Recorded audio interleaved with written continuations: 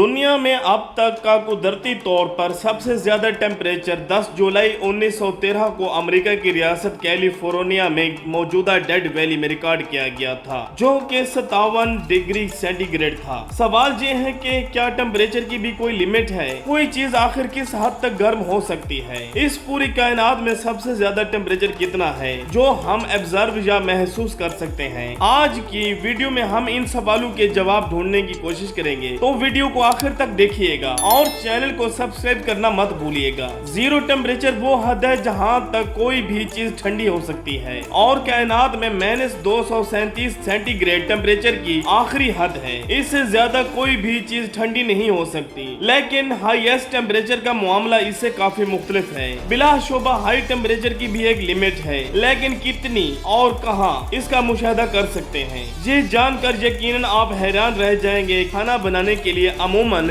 100 degree temperature इस्तेमाल होता है। 1992 में रशिया में 12 किलोमीटर गहरा होल खोदा गया था, जिसके अंदर का टेम्परेचर 212 डिग्री रिकॉर्ड किया गया था, जबकि हमारे सोलर सिस्टम के प्लैनेट वीनस का टेम्परेचर 462 डिग्री सेल्सियस तक है और जमीन की तह से निकलने वाला लावा का टेम्परेचर 1200 सेंटीग्रेड तक होता है। कार्बन जमीन के अंदर 4000 के टेम्परेचर पर डायमंड में बदल जाता है। 2017 में साइंसदानों ने दावा किया कि उन्होंने अब तक का गर्म तरीन सियारा कैलेट B9 दरियाफ्त कर लिया है, जो कि जमीन से 620 लाइट ईयर की दूरी पर मौजूद है। इसका सरफेस टेम्परेचर 4000 डिग्री सेल्सियस तक है, जबकि हमारी अपनी जमीन के इनर कोर यानी अंदरूनी तरीन हिस्से का टेम्परेचर 5430 सेंटीग्रेड तक हो सकता है। लेकिन ये टेम्परेचर कुछ नहीं है जब हम बात करेंगे पूरे सोलर सिस्टम के गर्म तरीन सियारे यानी सूरज की। सूरज हाइड्रोजन को हीलियम में बदलकर हद से ज्यादा एनर्जी और हीट को पैदा करता है। इतनी ज्यादा हीट के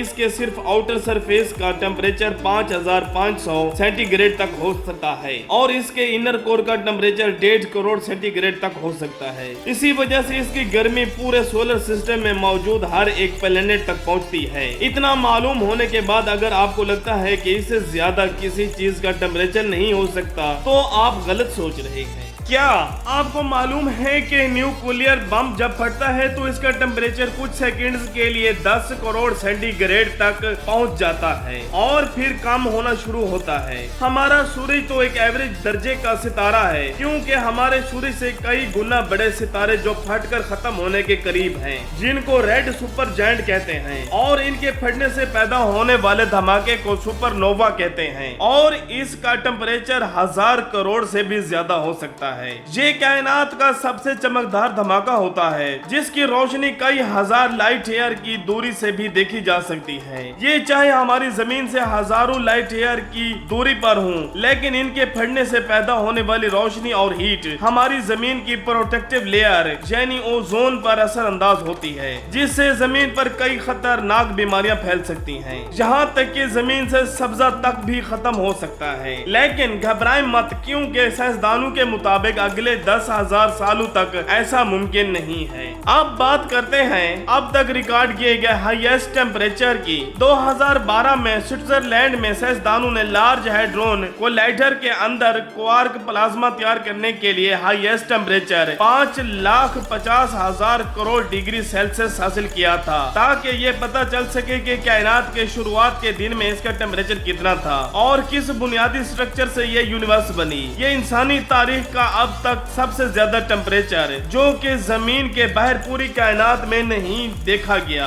उम्मीद करता हूं कि आपको ये वीडियो पसंद आई होगी। पसंद आने की सूरत में अपने दोस्तों को, फैमिली को शेयर करें और चैनल को सब्सक्राइब करना मत भूलिए। Thanks for watching.